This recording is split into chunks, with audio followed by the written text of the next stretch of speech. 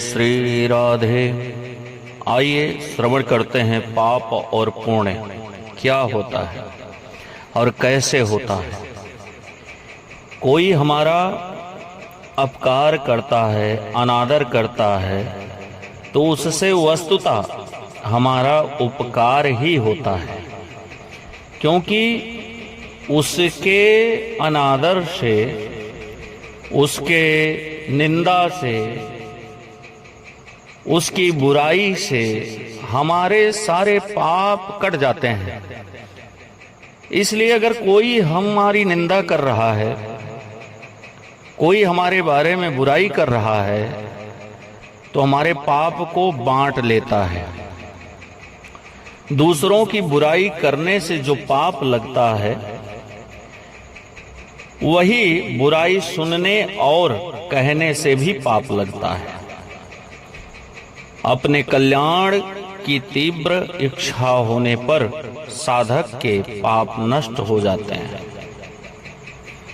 भगवान से विमुख होकर संसार के सन्मुख होने के समान कोई पाप नहीं है।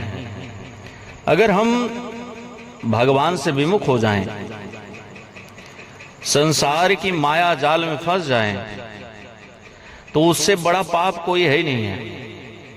अब मैं पुनः पाप नहीं करूंगा, यह पाप का असली प्रायश्चित है।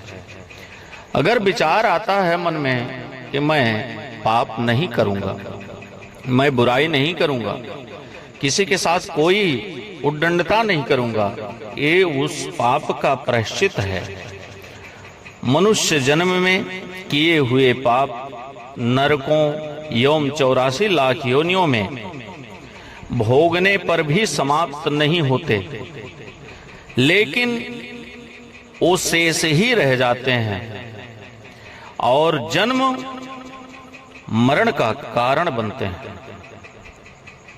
जहां मनुष्य अनुकूलता से सुखी और प्रतिकूलता से दुखी होता है, वहां ही वह पाप पुण्य से बंधता रहता है और उसी में जीवन भर लिप्त रह करके अपने जीवन को सर्वथा व्यर्थ कर देता है। नासवान को महत्व देना ही बंधन है। जिसमें मेरी प्रीत हो जाए और वो वस्तु पदार्थ जो मेरे जीवन का आधार बन जाए, जिसमें मेरा मन, धन, कर्म तीनों लग जाएं और मैं साधन को ही महत्व देने लगूं, तो हमारे जीवन का सबसे बड़ा बंधन होता है। इसी से सब पैदा होता है और इसी में सब मिट जाता है। अगर सुख की इच्छा है तो पाप करना ना चाहते हुए भी पाप होगा। सुख की इच्छा ही पाप करना सिखाती है। अगर हमारे मन में साधन बनाने के लिए, अनेक प्रकार की उपलब्धियों के लिए विचार आता है, हमारे लिए कम है, हमारे लिए ज्यादा है, या मैं इससे ज्यादा पा सकता हूं, तो कहीं ना कहीं हम पाप के रास्ते में चलना प्रारंभ कर देते हैं। इच्छा ही हमारे पाप की जननी है। अतः पापों से छूटना हो तो सुख की इच्छा का त्याग करना पड़ेगा। जिस समय हमारे अंतःकरण में विचार आ जाए कि मुझे पाप से छूटना है, विचार आ जाए तो ही सुख की इच्छा त्याग कर देना चाहिए।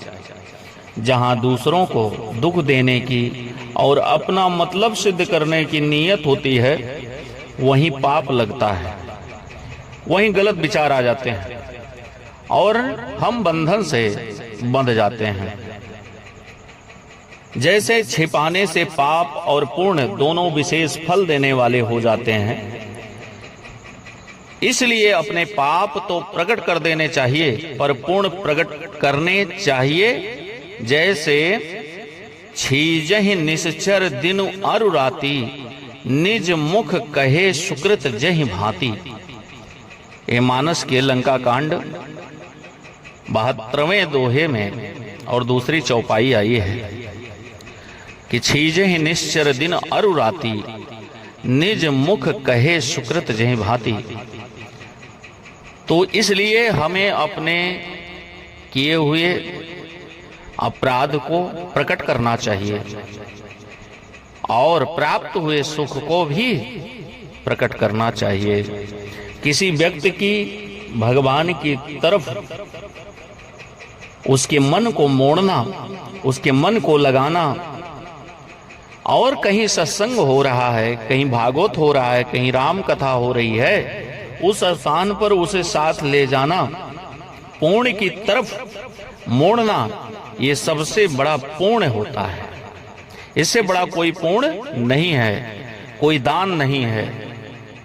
जहां भी सत्संग हो, भजन हो, कीर्तन हो, वहां अपने भाइयों को, मित्रों को, बगल वाले को, सबको ले जाना चाहिए, बताना चाहिए, छिपाना नहीं चाहिए। मुझे सुख मिल जाए, यह सब पापों की जड़ है कि केवल मैं ही सुखी रहूं। जैसे आज तो होता है कि बगल वाले को देख करके, उसके सुख को देख करके हम दुख को अपना लेते हैं। तो मुझे सुख मिल जाए, ऐसा नहीं सोचना चाहिए। यह सबसे बड़ा पाप होता है, ये पाप की जड़ है। पहले पाप कर लें, पीछे प्रायश्चित कर लेंगे, ऐसा विचार नहीं करना चाहिए। पाप के तरफ देखना भी नहीं चाहिए। ये मानव स्वभाव होना चाहिए, संस्कार में होना चाहिए। और अगर कोई पाप हो जाए तो उसे छिपाना नहीं चाहिए, उसको प्रायश्चित करना चाहिए। इस प्रकार जानबूझकर किए गए पाप प्रायश्चित से नष्ट नहीं होते। जो जान जान करके पाप होता है वो प्रायश्चित भी नहीं होता है। जैसे जान जान नर करें ढिठाई, बूढ़ जाए जहां था न पाई।